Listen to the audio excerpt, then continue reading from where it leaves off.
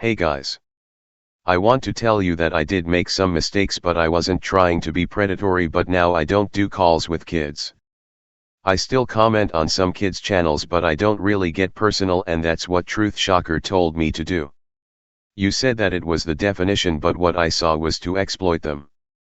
That's not me, and that's not my intention. I never asked any kids for personal information, and I never exploited them. Let me clear up some misconceptions, because what you are putting out is misinformation. First of all, I never used alternate accounts to talk with kids. It was the opposite. Also, I really do have TS. That's why I named my last channel like that. Yes, those tics are real and they come in waves, so just because I don't have tics in one video doesn't mean that I'm faking. I also take edibles to calm the tics down. So, maybe I was high when I did the video. But I'm also really trying to hold it back sometimes. I have to hold it back in public all the time.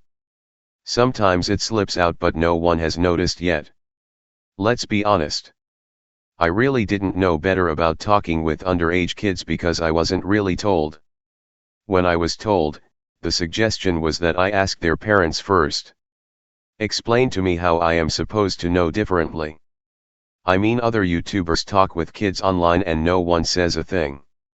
Look at the AV show. He plays Fortnite with kids and talks with them. He also adds them as friends. Explain to me how that's different from talking with a kid in a call. Now I don't even want to talk with a kid alone. Yes, I did in the past, but the parent was in the house.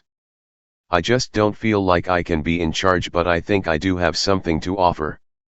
I thought it was good enough to talk with a kid with the parent's permission.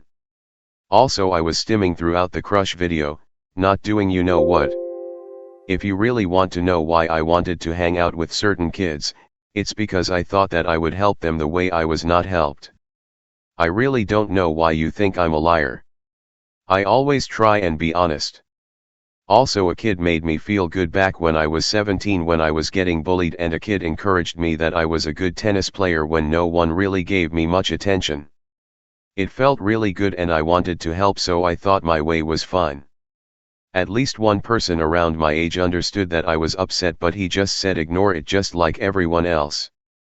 Just like people are telling me to ignore you. I just can't do it. I feel guilty that I think of kids differently than most adults do because I feel like I can't be in charge. I also feel like being in charge isn't always a good thing because people who were in charge of me sometimes failed me. You already know that. I don't hate my parents. You're right about one thing. I am mentally ill, not retarded, because I did well in school academically. I'm starting to become a bully and I feel really bad about that. I do sometimes feel my brain is broken, so you're kind of right about that. Every one of my friends and relatives say my brain is not broken, but since I've moved out of my house, I've been having rages every day. I calm down an hour later, but the next day it's all the same. Another misconception: I can make friends with people my age, but I also think kids can be potential friends too.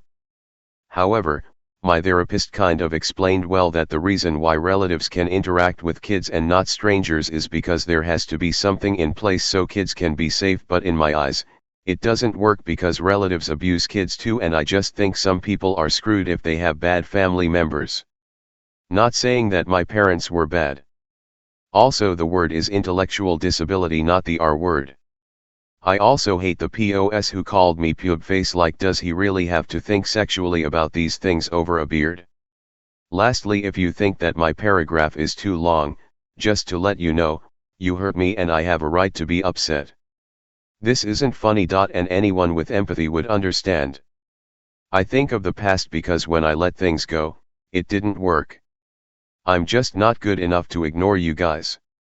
I'm tired of deleting channels, so this one I want to stay. Stop jumping to conclusions on something you don't know. Lastly, you can't judge how hard my life is if you don't know me, and you can't fully judge me as a person because you don't know me. Just because I don't have a job doesn't mean my life isn't hard. Maybe you never had a bad life until you started working a job or whatever. By that logic, I guess rich people can't be depressed. There are other things going on in my life.